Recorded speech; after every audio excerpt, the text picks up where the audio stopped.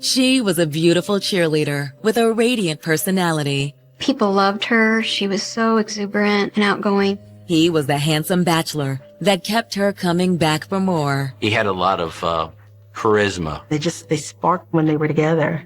But those sparks ignited a firestorm when their relationship was rocked by a terrifying crime. When the details started coming out, there was shock. It's like, oh my God. The ensuing search for a killer will leave a community reeling and unearth a treasure trove of tawdry secrets that have been smoldering for years. She just started wailing, and she pointed at her and she said, God is going to punish you. You realize that you're really dealing with a complete sociopath. It has to take somebody very wicked to be able to do something like that. December 30th, 2010. It's a dark winter morning in Gainesville, Florida. But on County Road 225, things are heating up. The call came out around 2:30 in the morning. Dispatch had called, and initially they said that there had been a brush fire.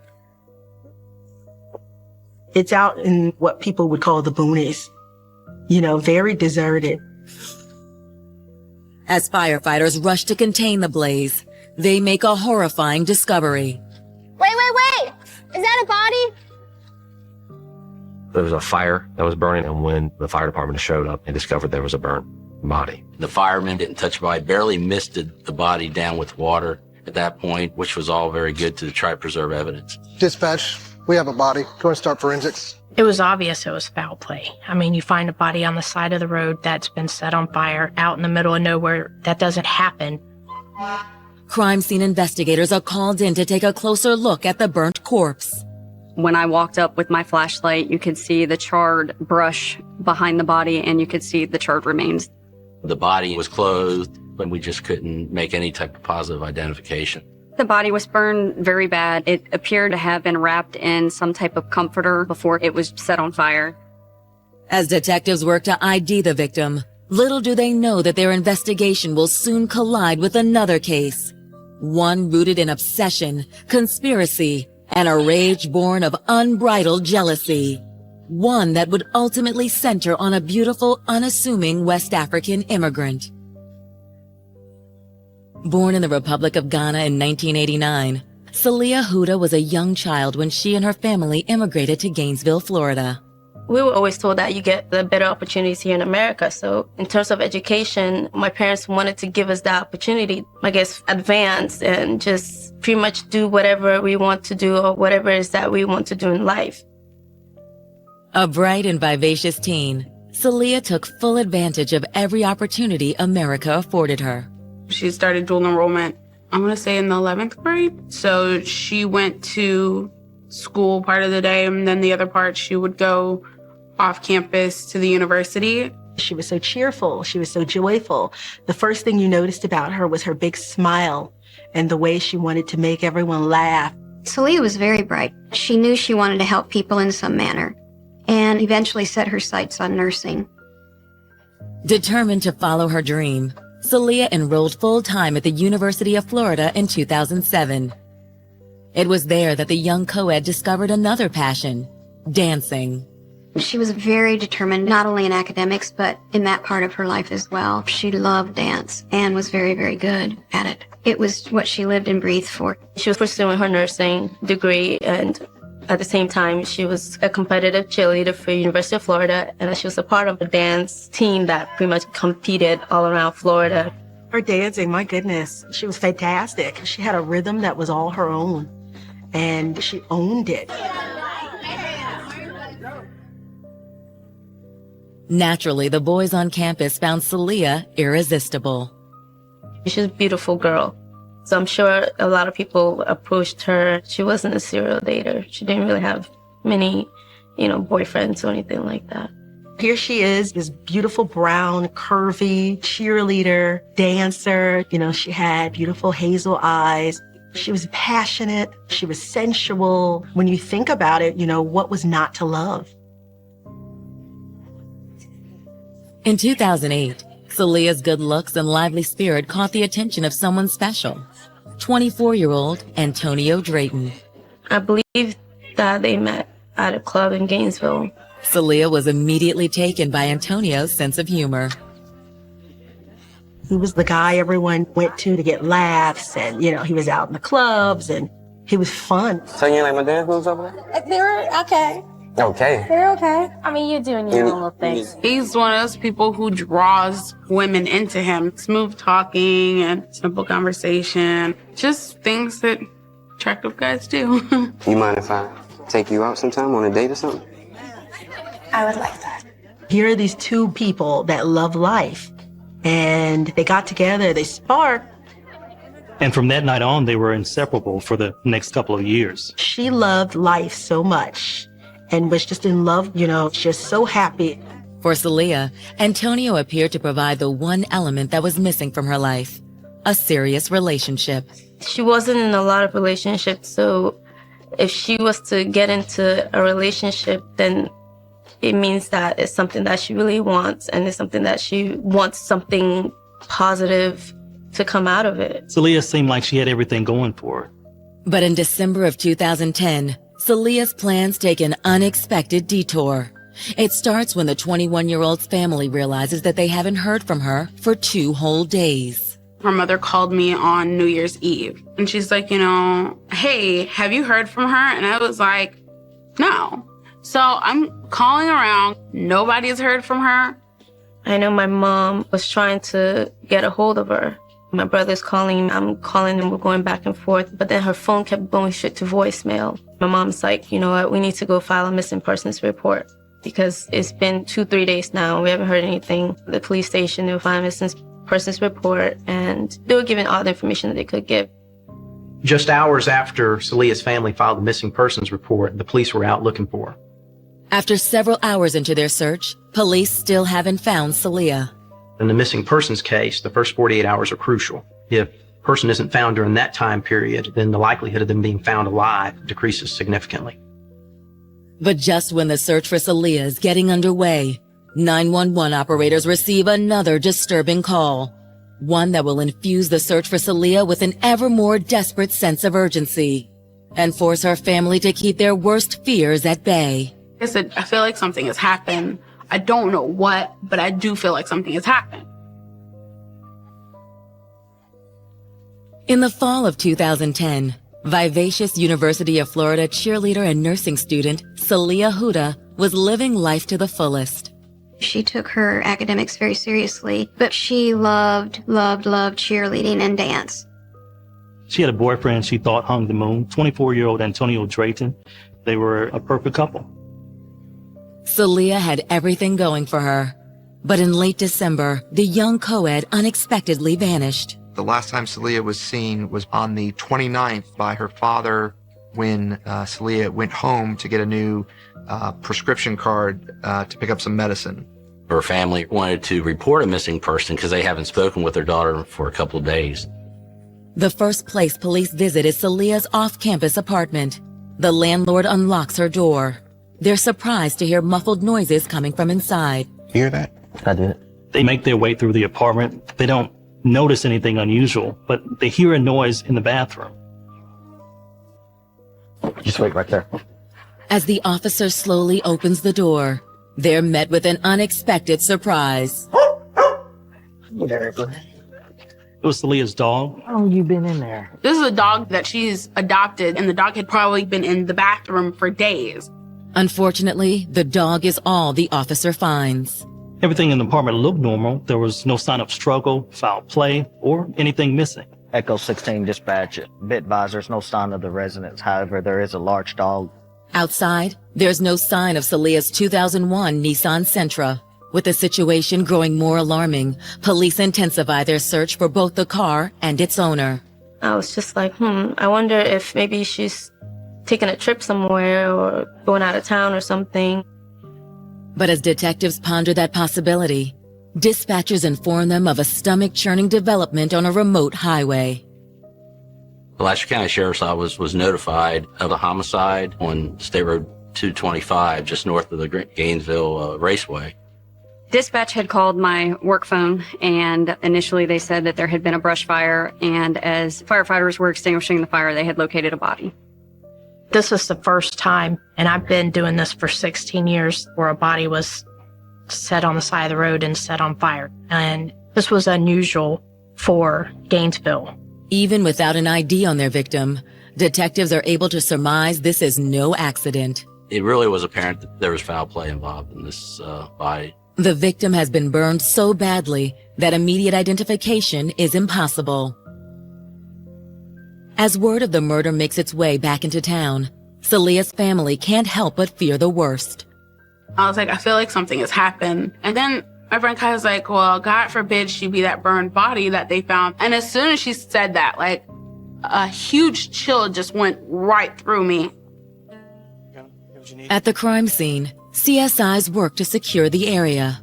Crime scene obviously was out there, and that was a very important part of this case of any physical evidence. We had lots of trash that was up and down the road.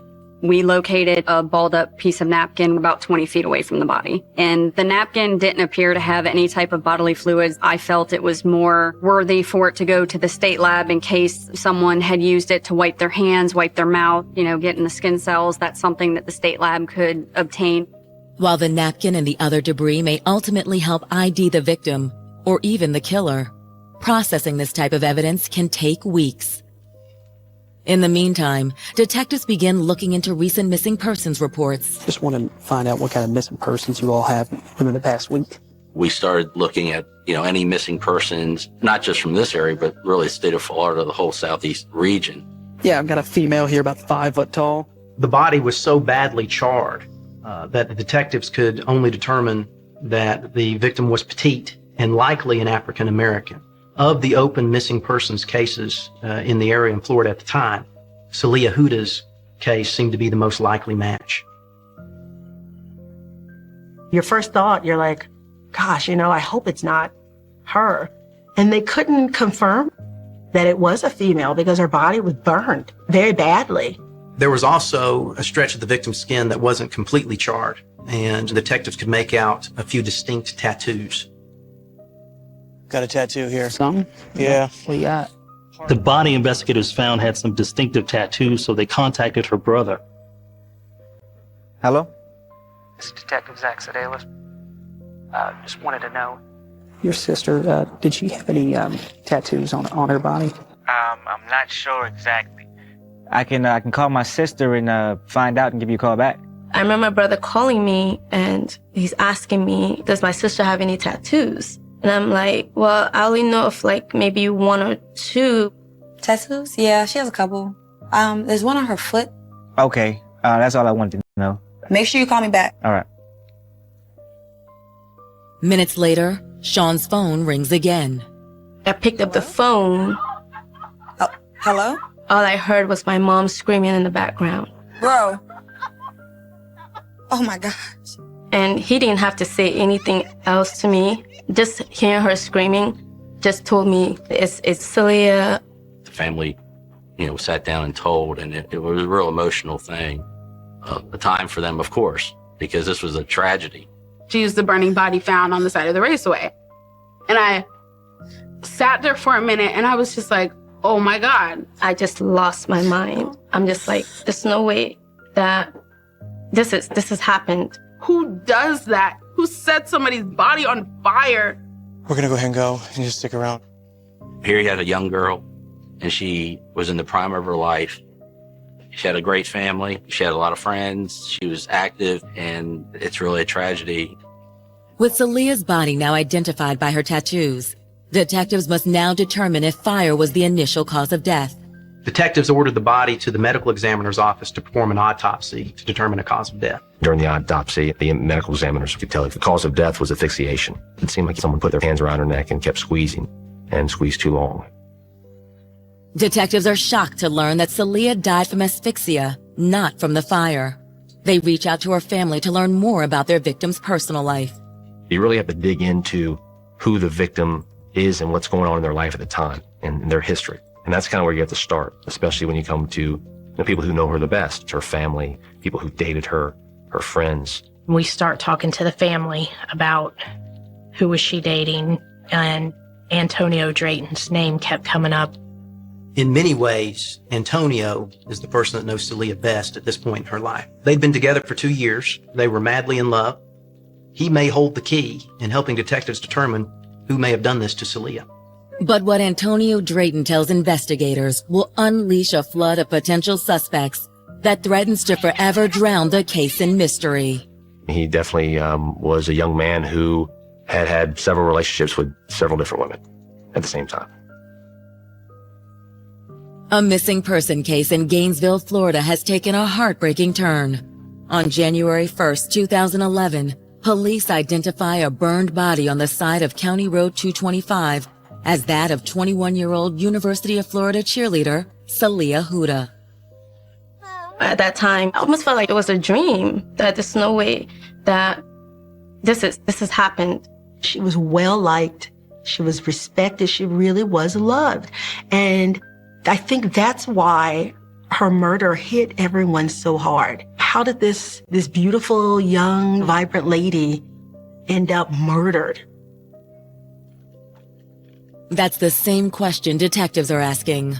Hoping to learn more about their victim, detectives ask Celia's boyfriend, Antonio Drayton, to come in for an interview. He loved her. They were close. If anyone could help detectives determine what happened to Celia, it was Antonio. From the moment Antonio sits down, it's obvious Celia's death has devastated him. Well, he seemed distraught. He seemed upset. She didn't deserve to die like this. Yeah, you're right about that. You're right about that. Like, y'all got laws of the land? But as detectives listen to Antonio talk, it isn't long before he makes a startling confession. Well, she dated you and you dated her, and that was it? Oh, no, man. I was seeing other women, that sort of thing. But she took it as I was her boyfriend. She didn't know none of this at first. He was a ladies' man. He had quite a few girlfriends. She didn't know about any other girl. She felt like it was me and her, and I led her on to think that. And it caught up with me because stuff started hitting the fan. According to Antonio, in the fall of 2010, Celia found out about all his other love interests. She knew he was seeing other women on the side, so they got into a lot of arguments about that. Things just sound like they were on again, off again. Seemed to be a common thread of their relationship. The image of Antonio, the picture-perfect boyfriend, was quickly replaced with Antonio, the womanizer. But Antonio's indiscretions are also his alibi. He claims that on the night Celia disappeared, he was with another longtime lover, a 42-year-old lab clerk named Cassandra Kimbrough. According to Antonio, she was involved sexually with him, and she was providing Antonio with money and means to pay rent. We kind of called it his sugar mama because she pretty much did everything for him, always giving him money, always did whatever he wanted. He was a player. He messed with as many women that would give him the time of day. He really was a moocher. He used women to kind of live off of. Given the nature of their relationship, could Antonio's sugar mama, Cassandra, have conspired to get rid of Celia? You have Antonio who was involved with Celia, and so there's kind of that love triangle. Maybe she was upset or jealous of Celia. Maybe she committed the crime. But Antonio isn't done talking. He tells police he has a third woman in his life, and this one has had a volatile history with Celia. Antonio was also messing around with another woman named Angela. As you can imagine, there was some friction between Angela and Celia. Excuse me, who are you? Who are you? I see you with my man. The only problems that I knew Celia ever had was with females, and it wasn't these females, was scared of her. Celia found out about Angela in the fall of 2010. There were some allegations of physical altercation, and Celia possibly sending her some threatening text messages. Who are you? Okay, I'm Angela. That he's on the side? Is that who you are, Angela?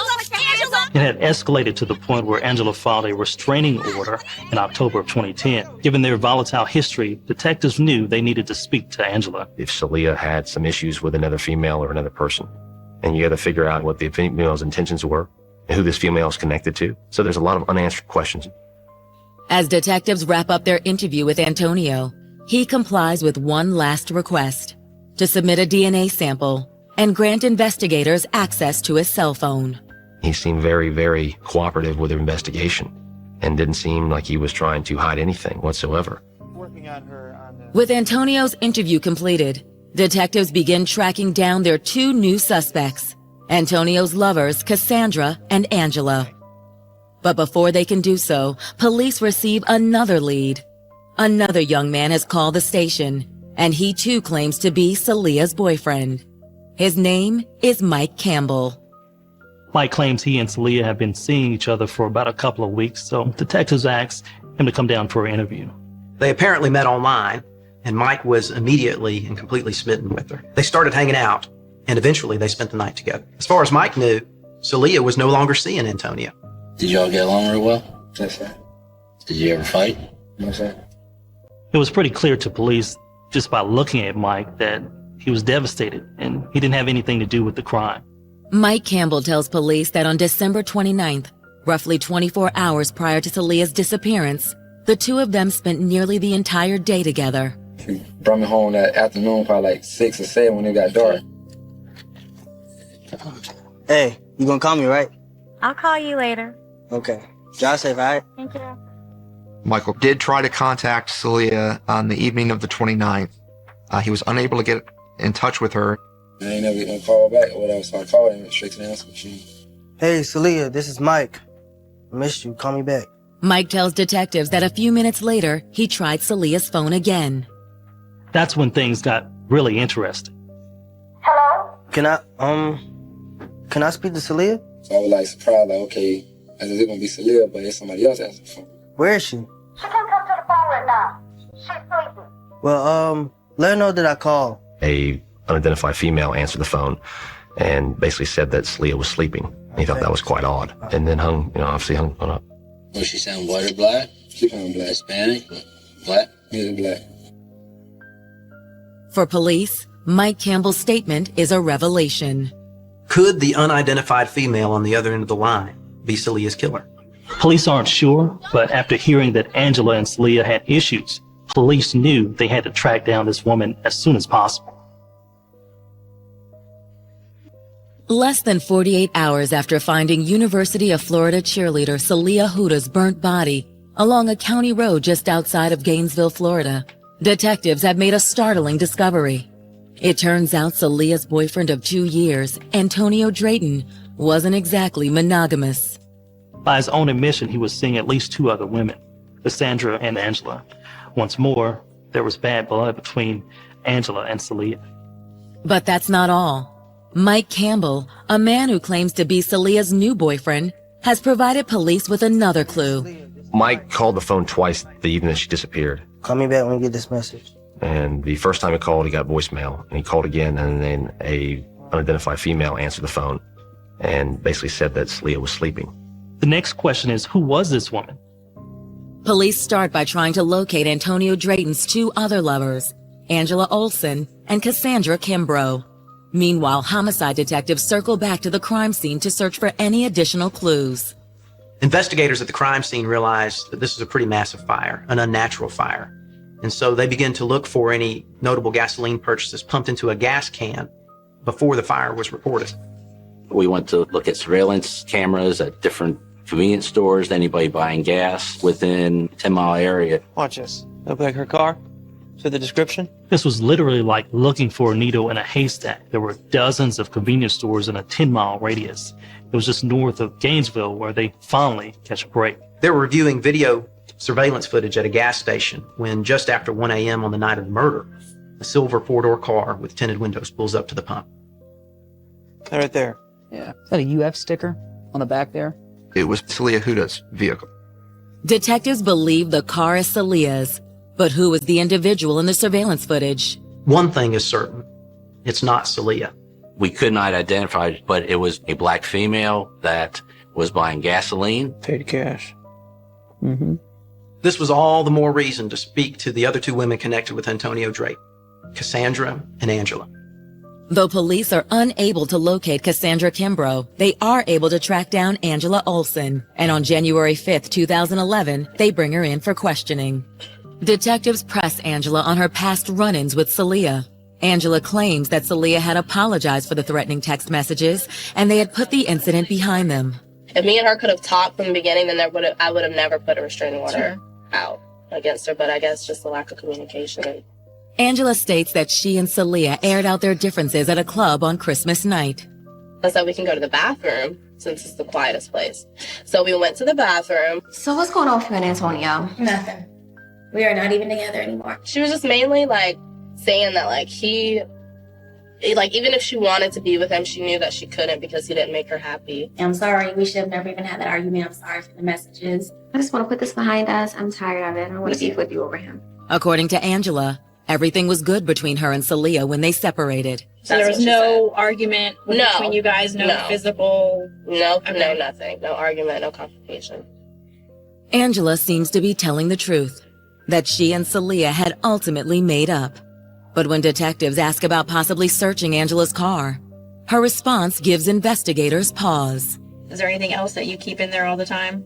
A gas can. That's in the trunk. Wow. This could be a huge turning point in this case. According to Angela, though, she only had the gas can because her car broke down a couple of months ago. As for her alibi, she claimed to be at work on December 29th, the day Celia disappeared. Do you have an objection if we take the gas can? Angela cooperated with letting us look at her car to see anything was involved with her car, any tests for gasoline, any tests for any other evidence in this case. She cooperated with her DNA. She took a polygraph. We found that based on her alibis of where she was, we did not find her to be involved in this. With Angela Olsen cleared as a suspect and Cassandra Kimbrough no closer to being found, detectives again reach out to Celia's friends and family. They are eager to determine if, as Angela Olsen stated, Celia and Antonio's relationship truly was over. What they discover from one of Celia's closest friends is shocking. Detectives learned from friends of Celia of violence towards Celia.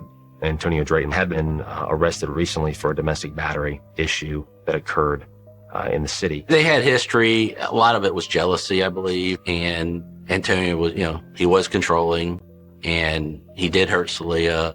Celia would try to move on and then he would come back and try to suck her back in. She told him she was done and moving on. And he was used to the women, when he called, you come. And he couldn't take the fact that she was actually seeing somebody else. When you find out that there's been abuse between the two of them, domestic violence, that's when the red flags go up and you say, okay, we really need to focus here for a little bit and see what's going on. I appreciate your cooperation with us. Thank you. The abuse allegations once again place Antonio Drayton in detectives' crosshairs. But investigators still don't know the identity of the woman using Celia's vehicle just moments before the murder. Could it be the elusive Cassandra Kimbrough? The manhunt for Cassandra so far has turned up empty. Detectives are looking for Cassandra, and you have to kind of wonder, well, who's this woman at this gas station filling up a gas can? Maybe it was Cassandra Kimbrough. When detectives finally uncover the identity of this mystery woman, it will turn this already convoluted case on its head. It was just confusing. Who's this woman? How did she get involved in all of this? And for us, it was just sort of okay, well, where do we go from here? I think for us, it just feels like the nightmare is just getting worse and worse. Police in Gainesville, Florida are on the trail of the killer of 21-year-old nursing student and University of Florida cheerleader, Celia Huda. While detectives no longer believe Celia's romantic rival, Angela Olsen, is responsible for her death, surveillance video obtained from a local gas station suggests their prime suspect is female. There was surveillance footage from a gas station showing an unidentified woman pulling up in Celia's car on December 30th. Coincidentally, a few hours later, there was a 911 call that came out about a fire. You see a young woman going inside and paying for gas and then coming back outside and pumping the gas into a container. And so you have to figure out who this female was. Detectives have also learned from a close friend of Celia's that when Celia tried to end her relationship with her unfaithful boyfriend, Antonio Drayton, Antonio became abusive. He wanted her at his beckoning call whenever he wanted her, and she was tired of that, and so she didn't want to see him anymore, and he couldn't take that. They'd get into physical altercations. That's where we really started looking into Antonio at that time. In his initial interview, Antonio had fully cooperated with police, offering up DNA samples and turning over his cell phone. Now, as they begin to pour through his phone records, investigators notice something peculiar. Take a look at this. Antonio said he was in his home with Cassandra Kimbrough on the night that Celia was killed, was actually not in his home. He had driven to a nearby town of Stark, and his cell phone pinged off the towers in the Stark area. He's lying to us. Came over here to 225. That's where the last place his phone was pinged, which happens to be right where the body was found. We followed it all the way up to the Stark area, and then it came back down, and it sat for probably 10, 12 minutes in the area of where her body was found. This all occurred somewhere around 11:30 the night before and went into the next morning, probably 2:30, 3 o'clock-ish. He was making calls all around the place. It almost like he led them right to the crime he committed. Cross-referencing Antonio's cell phone records, the detectives were able to determine that many of the calls that Antonio made that night were to his brother CJ. Investigators called his brother, who said he came over here kind of nervous. The brother said that he was looking for a gas can, and they never specifically gave it to him, but those items came up missing, so to speak. Okay. CJ also informs detectives that he's not Antonio's only sibling. CJ and Antonio also have another brother named Pedro, who the police interviewed on January 12th. In his interview, Pedro claims no knowledge of Antonio's whereabouts the night Celia was murdered.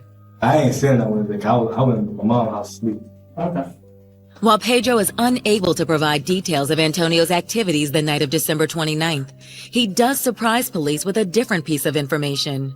Police show him the gas station video, and he believes that the woman in the video is Cassandra Kimbrough, one of Antonio's girlfriends. So you think that's Cassandra just by her shade? I mean, because anything that my brother tell her to do, you know what I'm saying, she'll do it. It don't matter what time of night, what it's about, you know what I'm saying, she'll do it. For police, Pedro's statement provides even more reason to intensify the search for Cassandra. Within hours, word that police are looking for Cassandra finally reaches her, and she comes in voluntarily for questioning. The police bring in Cassandra, thinking she's going to be a spot-on match for the woman in the surveillance video. But it's impossible to confirm. So they begin to interrogate her, hoping to elicit a confession. But Cassandra remains adamant that neither she nor Antonio had anything to do with Celia's murder. She claims they were both at Antonio's place, enjoying each other's company. What'd you do there? We talked. Usually I help him clean up.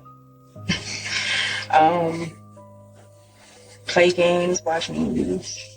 She was somewhat tense, and you could tell a little bit worried, but had kind of a calmness about her as well. It was odd. Would you ever lie for Tony? No. Why not? Not something like this. We need you to be completely truthful with us. Do you know who killed Selena? No. Honestly, I don't. I wish I did. I definitely knew that she knew what happened. Despite their suspicions, detectives have no choice but to release Cassandra. Detectives know they're going to need more evidence if they're going to link Antonio or Cassandra to Celia's murder. At that point, we just got our team together and started trying to track everybody's movements and get whatever evidence we can get. Detectives start by examining Cassandra's phone records. It doesn't take long for them to discover that she was deceitful during her interview.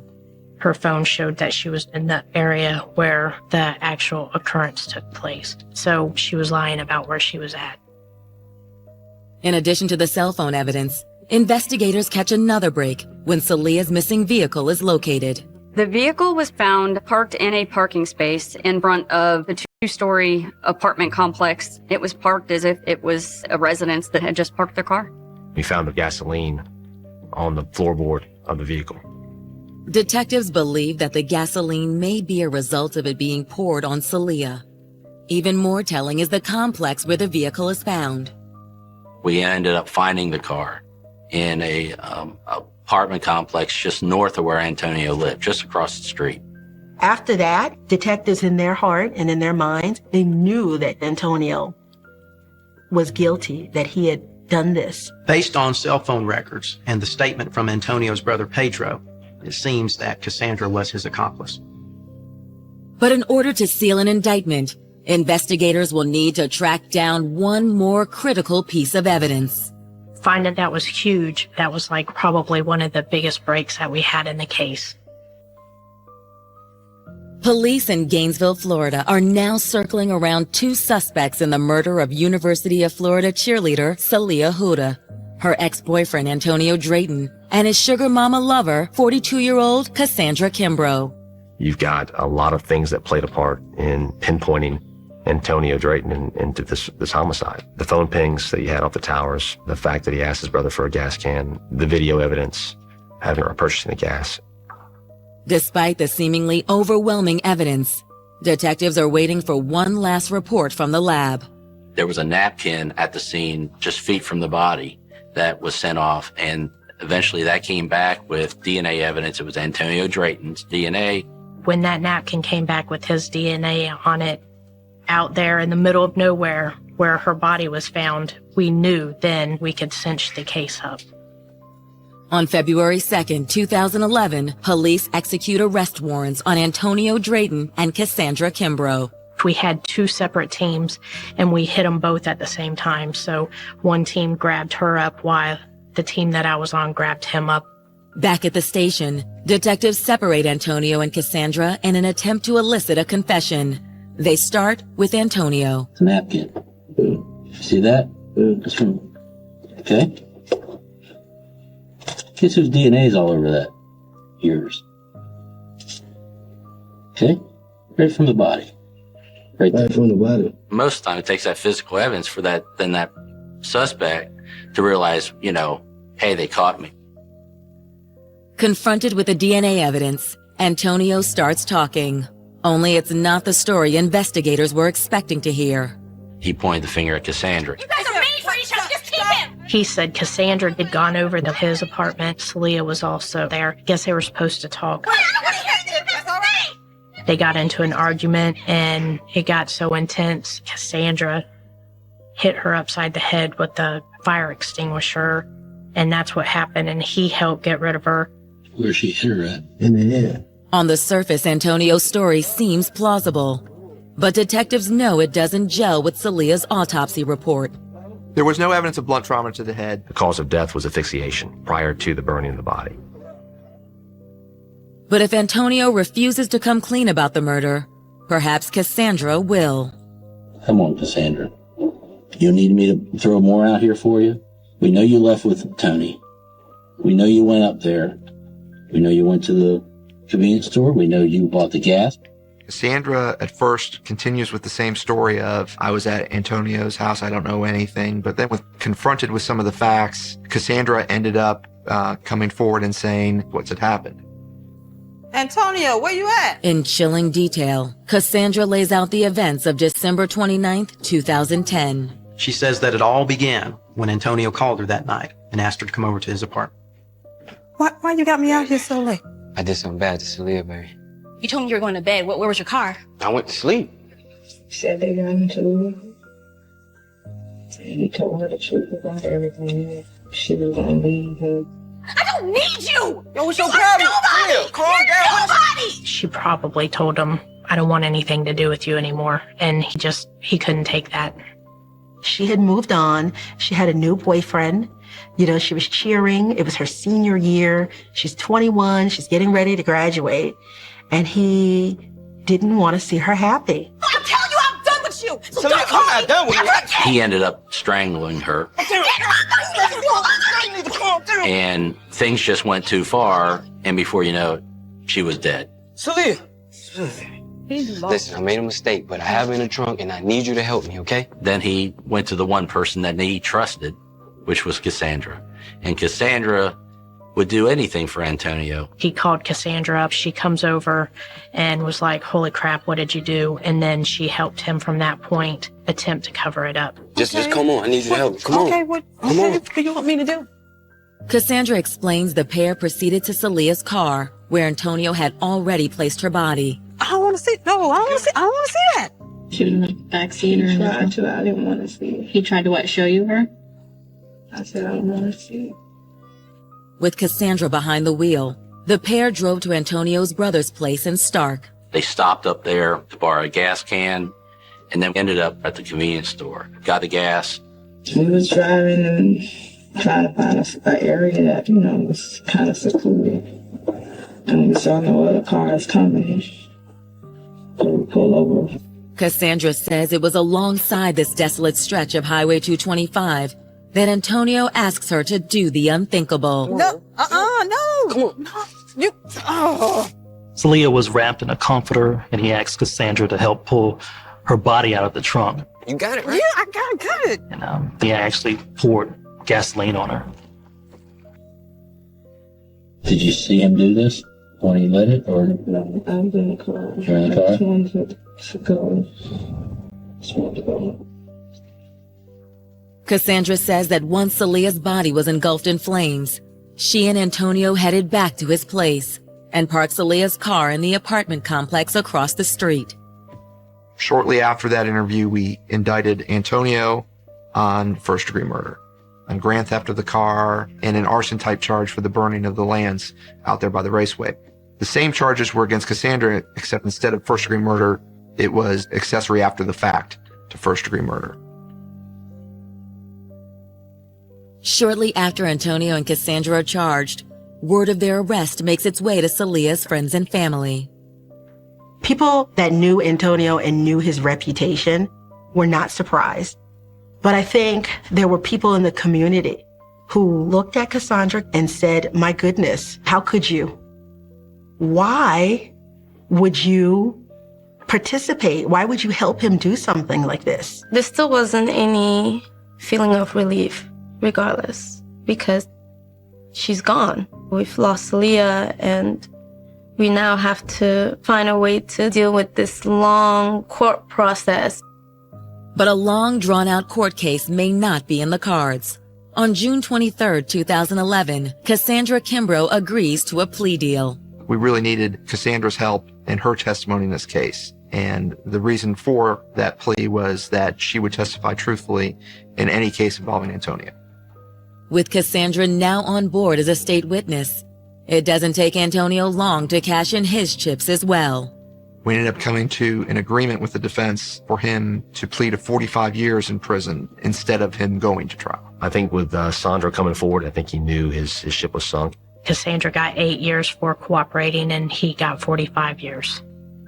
The plea deals are a quiet ending to a tumultuous case. But at the sentencing hearing, Celia's family lets their true feelings be known. Her mother she looked at Cassandra Kimbrough and she lost it. She just started wailing. And she pointed at her and she told her, she said, you burned my daughter's body. God is going to punish you. While both Antonio and Cassandra will have plenty of time behind bars to think about their appalling acts, Celia's family is left to carry on and wonder what might have been. Celia was a bright, energetic college student who had her whole life in front of her. And she unfortunately got involved with a man who was controlling and violent. And it's a classic case of where domestic violence can go. And it's just very tragic. Antonio saw her leaving and going on with her life with a different person, and he could not take that. He clearly took matters in his own hands and pushed the limits too far and ended her life. It's not like we found closure or anything like that. We still felt like, I've lost my sister, the only sister I have.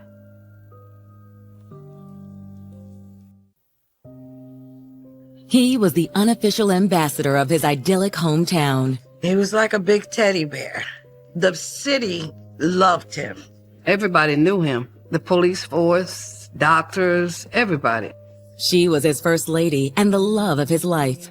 She was a really nice person, a caring person. They were a match made in small-town heaven. Until one fall afternoon when hell rained down on their lives. He never saw this coming. It was just chaos, people running around crying. When police pulled back the curtains on this crime, no one could believe what skeletons lay lurking in the closet of this seemingly perfect couple. These letters, they told the whole story. It took the breath out of me. She and him was gonna start porno films. They would pick a time to meet up, basically for sexual reasons. The devil works very fast. It's crazy, and you just don't understand it half of the time. October 3rd, 2012. It's a brisk fall afternoon in Peekskill, New York, a small community nestled on the banks of the Hudson River. While we refer to ourselves as a city, we're more of a small town. It is a tight-knit community. Everybody knows everybody. Everybody says good morning. At just past 2 p.m., postal worker Shirley Hewitt is finishing up her rounds when she turns onto a street on the outskirts of town. It was like a daily routine. Pine Street is a typical block in any city. Single-family houses, front yards, backyard, small driveways, well-kept houses, quiet. She observes a silver Mercury Grand Marquis, and the vehicle's actually parked on the wrong side of the street. As Shirley passes the vehicle, she realizes it's not empty. She observes this male slumped over in the driver's seat. Sir, are you okay? The man is motionless and doesn't appear to be breathing. 691 emergency. There's a man on the street. He's in his car. He looks like he probably had a heart attack. Within minutes, responding officer Elizabeth Fulch arrives at the scene. Ma'am, did you call this in? She immediately recognizes the man behind the wheel, local taxi driver Terry Camper. Terry? I start calling his name and reaching through the window to touch him. Terry's a large man, hard to miss. As far as in the community, very well respected, very well liked. I check for vital signs. When I go to reach to his neck on the left side, I touch him, he's still warm. As she searches for a pulse, Officer Fulch feels a wet, sticky substance between her fingers. I have blood in my hand. Oh, God. He had been shot in the back of the head. There was 2 shots in the head, but they said the second shot was not even needed because the first shot was the deadly shot. Terry Camper was born in 1959, the youngest of 8 children. They're a good family, and nothing they would do for you. Terry was a big guy with an even bigger heart. His personality was just contagious. He loved people. He had a lot of character in him. He was just like everybody else, he'll laugh and joke with you. He was a really good guy to everybody, not just the family. After graduating from Peekskill High, Terry landed a job in the local Veterans Affairs office. And though the work was steady, Terry dreamed of bigger things. He wanted to be his own boss. In his early 20s, Terry found a career that allowed him to operate independently and perfectly suited his friendly demeanor. He wanted to be in his own business, so he started taxi business. He loved to talk. He'll bring up anything. Hey, how are you? Hey, fellas, how are you? He became really popular because of his business, and everybody knew him. The police force, doctors, everybody just knew him. Kids in school, they all know him.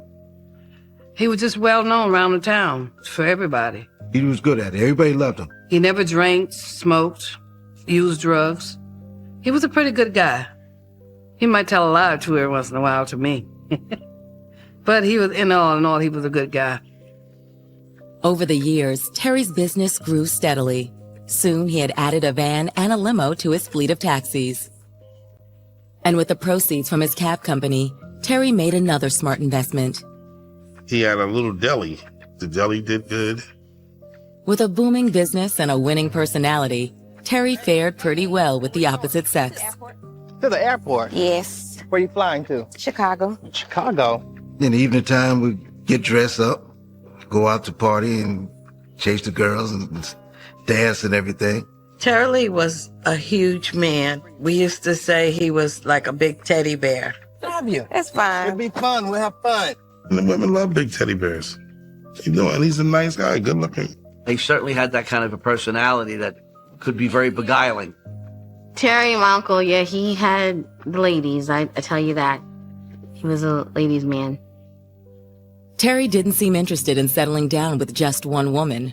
That was until 2001, when the 43-year-old cabbie picked up the fare that would change his life. Yes, please. A lovely single mother named Beatrice. What kind of work do you do? Wait, don't tell me. You must be a model. No, I'm a sales clerk, but that wasn't a bad line. 7 years Terry's senior, Beatrice was immediately taken in by his youthful charisma and joie de vivre. Why don't you let me take you out? Are you asking me out on a date? There could be a possibility, right? That's how they met. And then after that, it just snowballed. They started going out and talking to each other.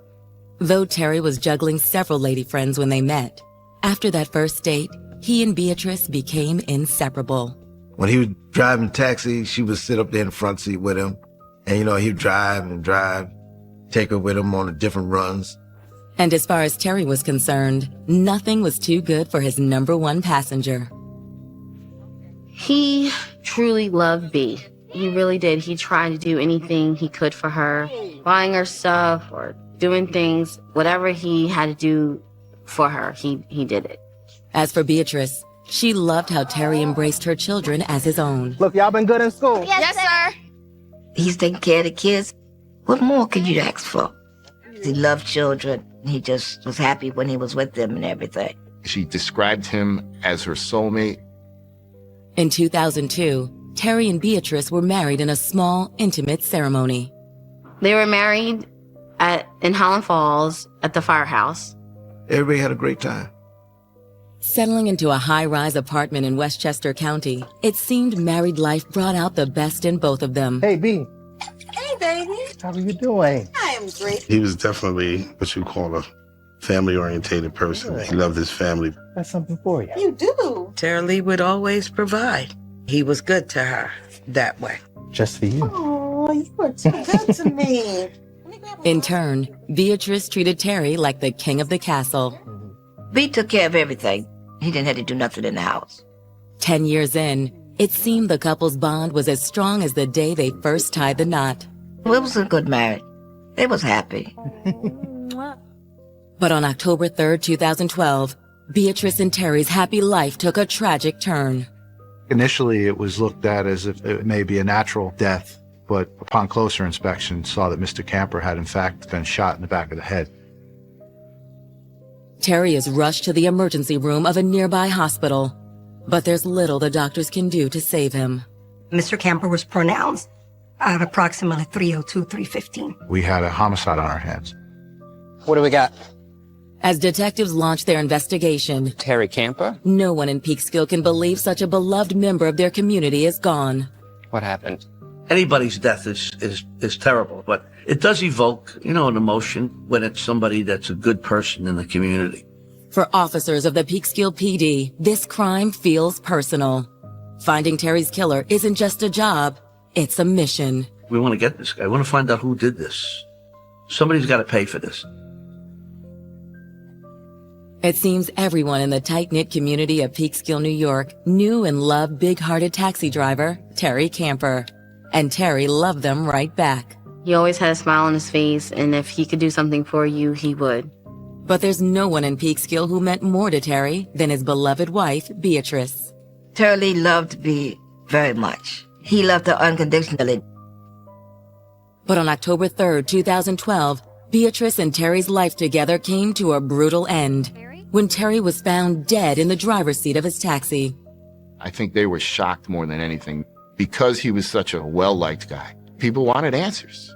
It was just very, very sad to know that he was no longer going to be around to say the normal good morning, hey, how are you? Have a good day. As patrol officers cordon off the scene on Pine Street, detectives search for clues inside Terry's taxi. The vehicle looked well kept. There was no blood everywhere. It was clean. And just a couple of rounds in the back seat. The casings that were located in the rear of the individual's vehicle were from a small caliber weapon. Anytime there's a crime such as this with a homicide involving a taxi or livery driver, your first thing you're thinking of was a robbery. Cab drivers inherently run the risk of picking someone up that could victimize them. It's a cash business. Around here, they don't take credit cards. It's cash in hand, pay up front, and they keep cash on them. So that's the first thing that you think. We have a robbery here. Come on, give me your money. Come on. Come on. Come on. That was my assumption, that he was there dropping off somebody and they robbed him. He perhaps didn't comply and they killed him. But when detectives take a closer look at Terry's personal effects, the robbery theory doesn't hold water. His car keys were missing. His cell phone was missing. There's a wallet.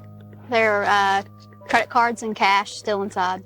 His wallet was on his person. And although robberies do result in homicides, Most of the time, that is due to a struggle.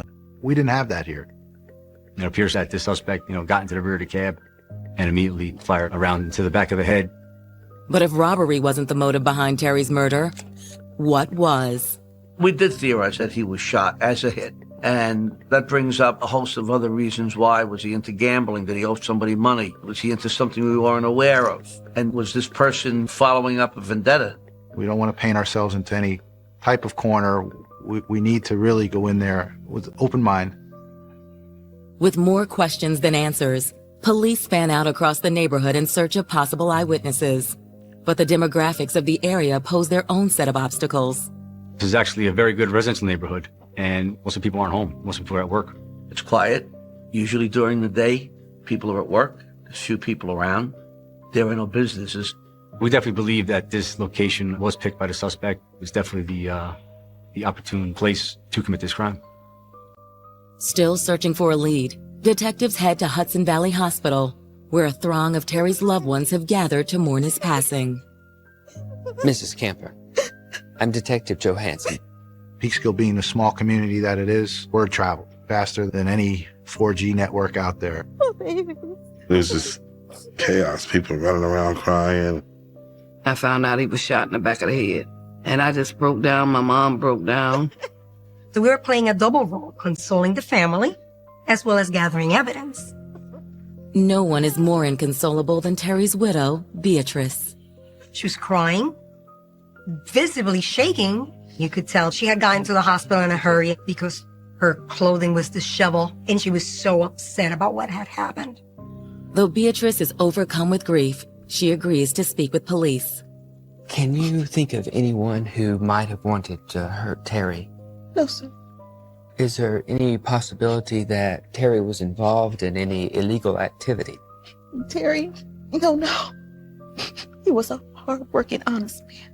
This is all routine, but can you tell me where you were this afternoon? I was at my apartment. We're having our apartment repainted. How was your marriage? Terry was the love of my life. She was in mourning, in shock. Well, we're going to do everything we can to find your husband's killer. Thank you, sir. After wrapping up their interview with Beatrice, officers confirm her alibi.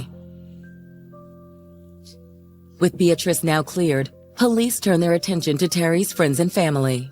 Since Terry was so well-liked, nobody came up and said they had any enemies. There was no reason why anybody, we thought, would want Mr. Camper dead.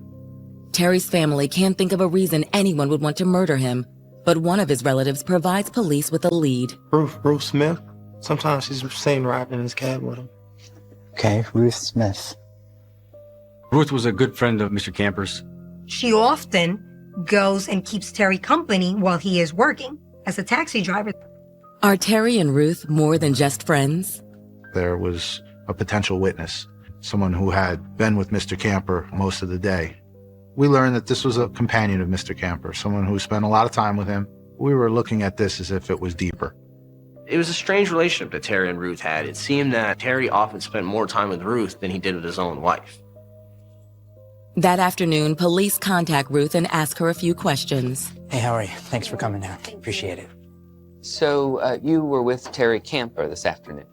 Yes, I was. It was about one where he picked me up to drop me off for work. So he dropped me off at work. And he says, I love you, I says, I love you too. Be safe. Ruth explains that her and Terry's love for each other was purely platonic. Terry was a very good friend. We was always there for each other. Ruth appears to be telling the truth, and by all accounts has no ill will toward Terry.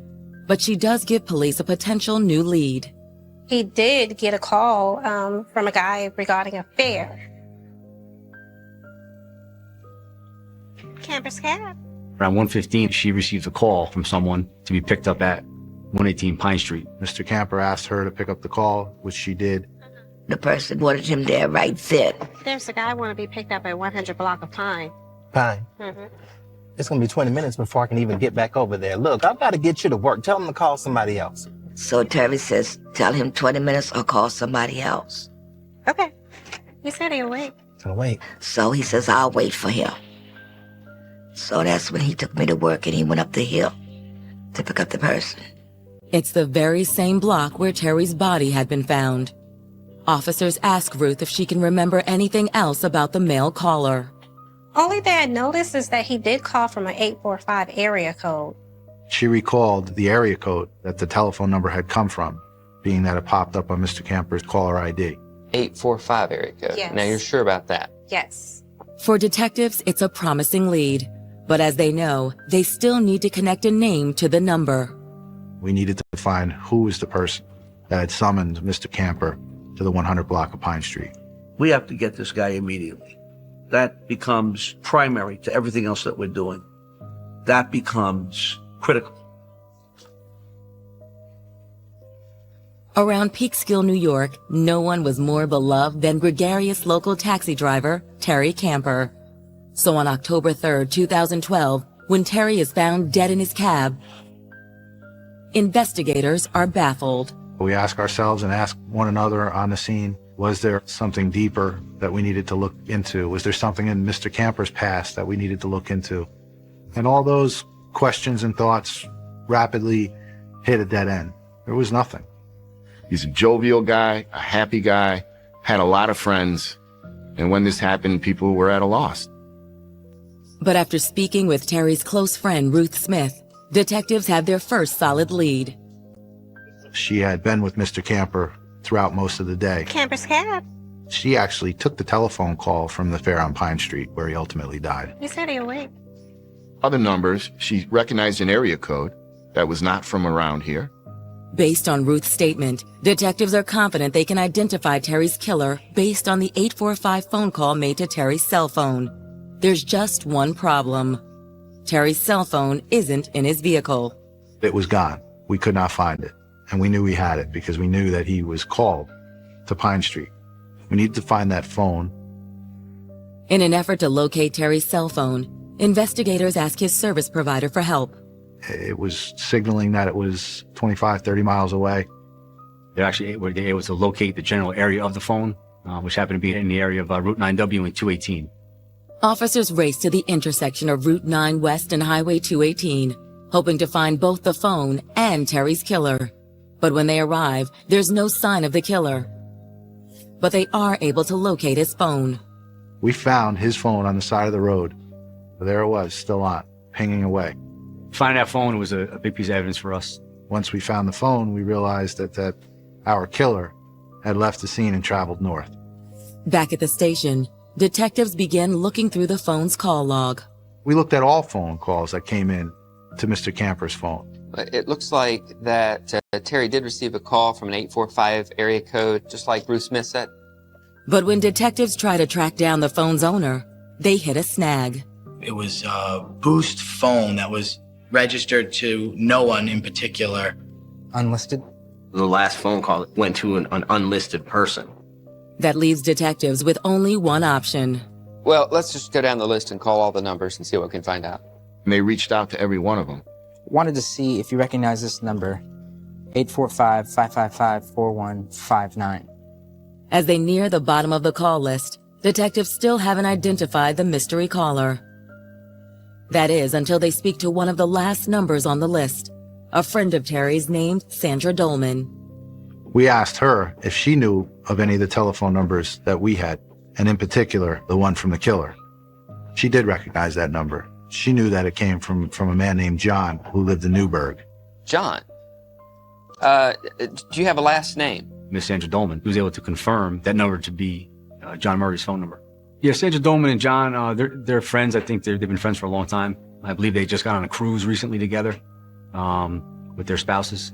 According to Sandra, John's full name is John Murray. Our initial reaction is, all right, great, we've got a name. But who is John Murray? And what is his connection to Terry Camper? When detectives run a background check on Murray, they're shocked by what they find. We found that John Murray was a convicted killer. He had killed 2 people, one in a robbery. He was someone who had killed before. He was in jail for 20, 30 years. He's on parole. He lives in Newburgh, New York. Now, as you might imagine, we're excited. We're on to something. That evening, detectives make the 30-minute drive north to Newburgh, New York. We met with Newburgh PD, informed them of the crime that had taken place earlier in Peekskill, and that we were looking at Mr. Murray as our prime suspect, and went up to Mr. Murray's residence. They arrived shortly after midnight. He was in good shape. He was stocky. What y'all doing here? We're with the Peekskill Police Department. He had a hardened look to him. He spoke, kind of gruff at us. It was around 12:15, 12:30 a.m. in the morning. Look, man, I'm on parole. We think that you may be able to help us. We'd like you to come down to the station and answer a few questions. He did agree to voluntarily come down to the Newburgh PD and to speak with us. Back at the Newburgh station, detectives asked John Murray where he was at the time Terry Camper was murdered. His position is he took his grandbaby to school, and then he ran some errands, including stopping at a bank. He came home and had lunch around 3 o'clock. So, you've not been anywhere near Peekskill today? Nope. Do you know a man named Terry Camper? Nope. This guy was versed in the criminal justice system. He was guarded, forthcoming with some information. He was stoic. That's the only way I can describe him. I mean, he had that, 1,000-yard stare, straight ahead, right through you. Well, you see, I got a problem with that story, Mr. Murray. A cabbie named Terry Camper was murdered today in Peekskill. The last number to come up on his cell phone is from you.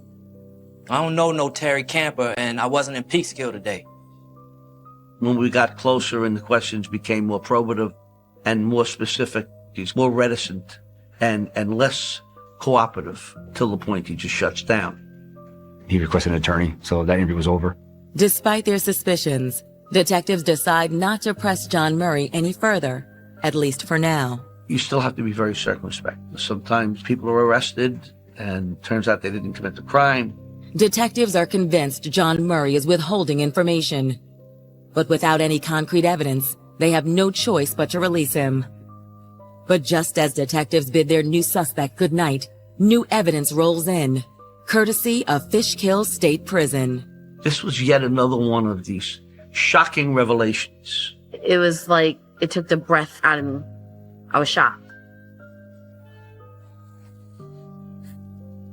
Less than 24 hours after the execution-style murder of 53-year-old Terry Camper, detectives have honed in on a person of interest, a 60-year-old ex-con named John Murray.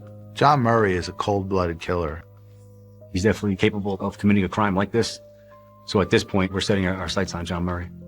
But what detectives don't have yet is hard evidence linking John Murray to Terry's murder, nor have they pinpointed any potential motive. This isn't a robbery. There was something else going on here. Desperate for answers, the following day police turned back to the one person who knew Terry better than anyone, his wife, Beatrice. We had been speaking to her all along, trying to pick her brain, ask her what could have happened.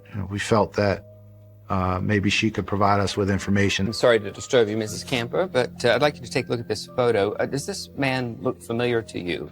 We think he may be involved with your husband's death. No, not at all. His name is John Murray. Does that ring any bells? No. Sorry.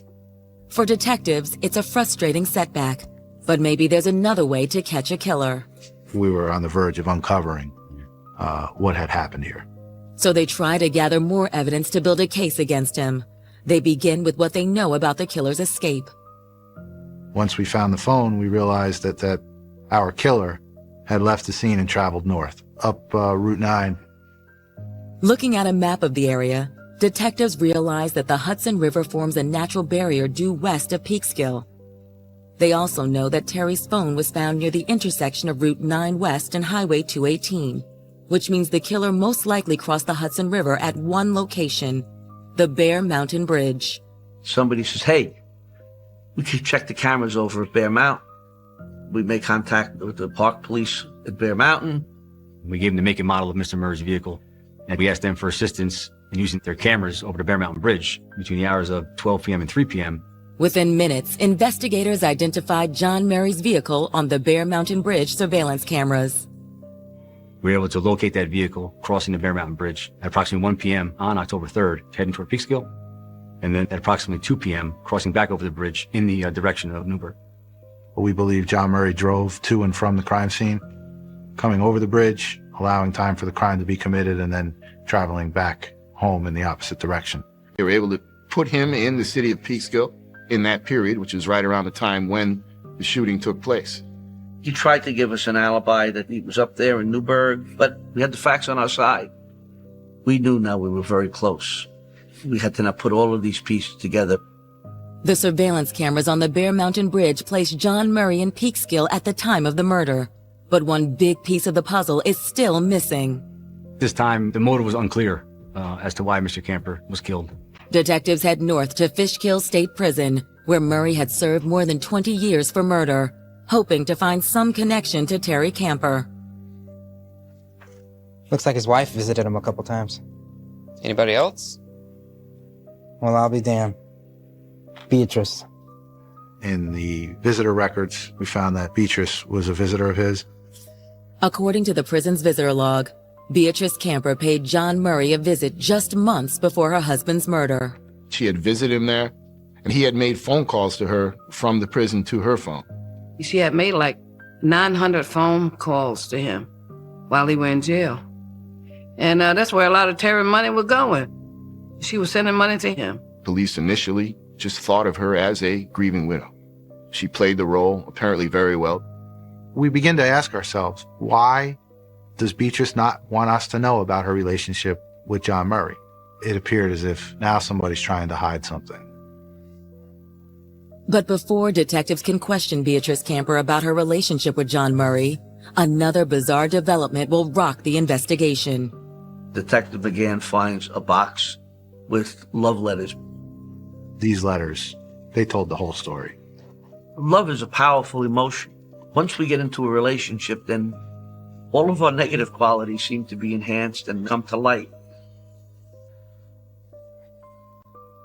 When convicted killer John Murray was first identified as a suspect in Terry Camper's murder, Terry's grieving widow Beatrice claimed she didn't know him. But after paying a visit to Fishkill Prison, where John was incarcerated for more than 20 years, detectives realized Beatrice was lying. She was untruthful. She initially told us she didn't know John Murray, but we knew otherwise. Beatrice was a visitor when John Murray was in prison. We found phone records from the jail. She put money on his books.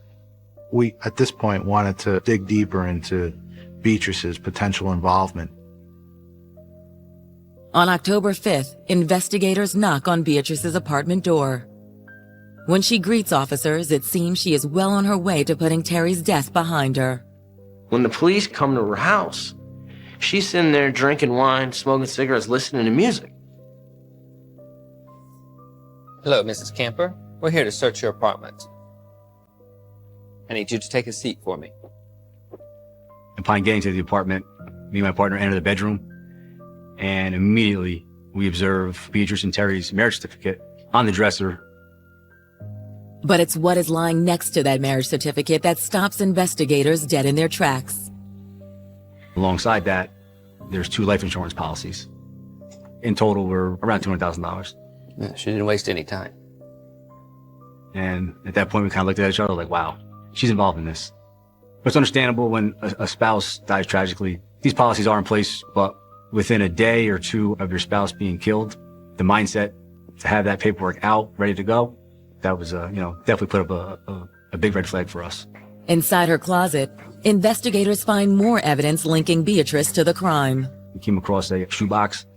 Inside that box, there was numerous letters from Mr. Murray while he was incarcerated at a Fishkill Correctional Facility. These letters were intimate correspondence between John and Beatrice. The contents of which are more scintillating than the tawdriest romance novel. And with each other, 2 very emotional, deep emotional connections that they apparently share. They had an interesting relationship in that Beatrice and John knew each other a number of years. At one point, they lost touch, and many years later, they reconnected, and Beatrice and John started to write each other letters, and their relationship grew. When he was released in 2011, it blossomed into a full-blown love affair.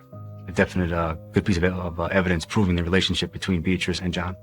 The fact that she kept those letters doesn't surprise me. When it's the matters of the heart People don't think as rationally as they normally would under other circumstances. They would meet up with Beatrice's apartment for, sexual reasons. But Beatrice's correspondence with John Murray reveals the couple had big plans once he was out on parole. Their plan was, when he got out of prison, was to eventually leave his wife. She was going to leave her husband, and they were going to be together. And as far as I can understand, she and him was going to start porno films. I don't know what she be at 60 years old. I don't know what she'd be doing on there. She was no longer attracted to Terry, and that had been replaced with her attraction to John Murray. These letters ultimately laid out what their plans were, and that was to take out an insurance policy and plans on collecting that insurance policy criminally. Whether it was love, whether it was lust, I can't answer that, but it was certainly more than friendship, and it was enough to kill Terry Camper. We conferred with the district attorney and decided that we had probable cause to arrest both Beatrice Camper and John Murray. Armed with the life insurance policies, the call logs from the prison, the video from Bear Mountain Bridge, and the steamy love letters between the two suspects, police formally charged Beatrice Camper and John Murray with the murder of Terry Camper. I was shocked. I didn't believe it. I was like, are you sure? And I just couldn't believe it, that she could do something like that. I was hurt. I was mad. I had answers, questions that I knew I wasn't going to get answers for. Why? And I'm still saying, why? Because it was uncalled for. It was a selfish, uncalled for. If you don't love a person, you leave them. Simple. It seems the case between Beatrice and John is open and shut. But as prosecutors prepare for trial, they worry how the jury will react to the largely circumstantial evidence. There was no DNA evidence. There was no fingerprints linking a specific person to the crime. Unfortunately, no weapon was ever recovered. What it was all circumstantial evidence. The last thing prosecutors want to see is the violent ex-con walk. If he would have walked free from this one, he probably would have killed again. Just months before the trial, Westchester County prosecutors make a hard choice. They offer Beatrice Camper 15 years to life in exchange for her testimony against her lover, John Murray. The DA's office has to make their case as solid as possible. She was, metaphorically, the lesser of two evils. But will Beatrice accept the DA's offer? We didn't know if the door was open for the plea deal. You don't know what's going to happen. In Westchester County, New York, Beatrice Camper has been charged with the murder of her husband, Terry Camper. A few months before the trial, prosecutors offer Beatrice 15 years to life in exchange for her testimony against alleged triggerman, John Murray. I don't think she had a right to a plea bargain. But I mean, that's the way the law is. She had to testify against him. She agreed to testify against Mr. Murray. The guilt was just too much, and she broke down and basically laid it out on the table that this was planned by her and John. But even with Beatrice in their back pocket, prosecutors know a conviction against John Murray is no foregone conclusion, especially if it comes to a showdown between two star-crossed lovers. We all have emotions that overcome us at times. When you have emotions that sinister, anything could have happened. In April of 2014, 62-year-old John Murray is led into a New York State courthouse to stand trial for the murder of Terry Camper. Prosecutors allege Murray conspired with his lover Beatrice to kill her husband and collect $200,000 in insurance money in order to start their life together and potentially start shooting porn together. Once Terry was killed, they were going to cash in the life insurance policies, and her and John were going to, leave the area. She is having an affair with a convicted criminal, and then you choose to set up a murder of your husband to be with a convicted criminal. For them to do that to him, it was horrible. Tara Lee did deserve to go that way. I was shocked. If she wanted to be with him, then she should have left Tara Lee. Prosecutors assert that on October 3, 2012, Beatrice Camper and John Murray put their plan in motion. We believe the suspect called to be picked up in front of 118 Pine, which is where Mr. Camper's vehicle was located. He was there for the sole purpose of executing Mr. Camper. Prosecutors say that since the two men had never met, Terry Camper had no reason to fear his wife's murderous lover. So where are we going? Nowhere. Turned out to be 2 shots to the back of the head. He never saw this coming. Mr. Murray shot Mr. Camper and then fled from the vehicle. To support their argument, prosecutors submit Terry Camper's cell phone records and the surveillance footage from Bear Mountain Bridge. That's how they were able to put him in Peekskill during the time of the shooting. After submitting the cell phone records and surveillance video into evidence, prosecutors called their star witness, Beatrice Camper, to the stand. But she looked like she had aged tremendously throughout the process. And you could tell she was very anxious, contrary to Mr. Murray, who looked well put together and was giving directives to his team of lawyers. So you could tell that Mr. Murray was not new at this, at the criminal justice system. When she got on the stand, it was hard. I mean, she was clearly broken up about what happened. Once under oath, Beatrice tells the court how she fell under John Murray's spell years earlier in New York City. They knew each other originally from Queens. They had a long relationship that was on again, off again. Beatrice tells the court that when John was sent to prison for 2 murders in 1978, she was devastated. But even though John was behind bars, he was never far from her heart, even after she married Terry Camper. And looking at the letters, you had the sense that these two were definitely in love. Beatrice testifies that it was because of her undying love for John that she agreed to do the unthinkable. She said that it was all his idea, and to buy the insurance policies, to kill Terry so they could go off together and live off of his insurance money. The district attorney had Beatrice say that John was the mastermind of all this. Like, she was just a pawn in his plan. When it's the matters of the heart, people don't think as rationally as they normally would under other circumstances. To support Beatrice's testimony, prosecutors play the couple's recorded phone calls from Fishkill Prison. There was a phone call where he tells her, I'm going to deal with Terry when I get out. But he specifically tells her, hey, listen, you don't have enough money in his life insurance account. I want you today to go and, increase the amount. And that was a very big phone call. Beatrice claims that even though she was in on every step of the murder plot, the moment the deed was done, she began having second thoughts. Allegedly, he just called her on that day and said, I'm in Peekskill, and then he called her back and said, it's done. She was so upset. She was crying. You could see that she was regretting what had happened. But when it's the defense's turn, they claim Beatrice, not John Murray, was the crime's real mastermind. And it was Beatrice who stood to gain the most from her husband's death. She was the one who brought this to John. She wanted her husband dead because she wanted the life insurance money. Or she got John involved in this because she needed the police to think John did it. She wanted to have this life with him, and she hated her husband.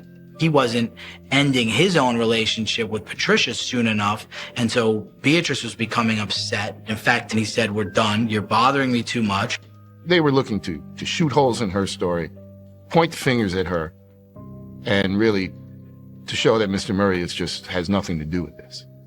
John Murray's lawyers go so far as to suggest Beatrice, not their client, was the one who pulled the trigger. The district attorney's office brought in these painters to say they were painting her apartment, and those painters hadn't seen her leave. The problem is the painters also admitted that at times they were in the bedroom, in the bathroom painting. She easily could have left the premises without them knowing that, and they admitted that. John Murray's lawyers asked Beatrice about the phone that Mr. Murray supposedly used on the day of the crime. She said on the witness stand that John Murray had returned that telephone to her a day prior to this murder. In other words, by her own testimony, she was in possession of the phone, not John Murray. Before the defense rests their case, they poke holes in another key piece of the prosecution's circumstantial case. Though surveillance footage from the Bear Mountain Bridge seems to put Mr. Murray in Peekskill at the time of the murder, the defense suggests that someone other than the defendant could have driven that car. They never were able to determine whose license plate it was. At no point were they able to show a photograph saying that John Murray was the driver of that car. Even Beatrice herself could have been the driver. As for the prison calls, the defense has an explanation for those as well. When he was saying, I'm going to take care of this guy, he meant, I'm going to make sure he's no longer in your life. By no means does that mean he was saying, I'm going to get out and murder him. After calling Beatrice's testimony into question, the defense takes aim at the lack of physical evidence. There was no gun, no fingerprints, no eyewitness, no DNA that linked him on this murder. Even the district attorney knew that, and in all of these cumulatively and collectively, circumstantial evidence. On April 16th, both sides rest their case. The next day, the jury returns with its verdict. Mr. Murray was found guilty of murder. The judge sentences John Murray to life in prison without parole. The police department did a good job. And the court system did the job they're supposed to do. And he ain't coming out no more. He ain't never gonna see the light of day. I'm cool with him. But you know what? I wish the death penalty was here. Hell, I pulled a damn switch. He should have never gotten out from the first time from another killing he done. Shows you how the system works. And Terry would have maybe still been alive. As for the woman at the center of this crime, many wonder if 15 years is too lenient a punishment. She had to have input too, and it don't make her no less guilty. To me, in my eyesight. I feel like even though he pulled the trigger, she's just as much at blame and at fault too. I think she should have been tried the same way he was tried. She has to do 15 years to life. His life is gone, so why should she be able to get out in 15 years? I don't think she should be given that option.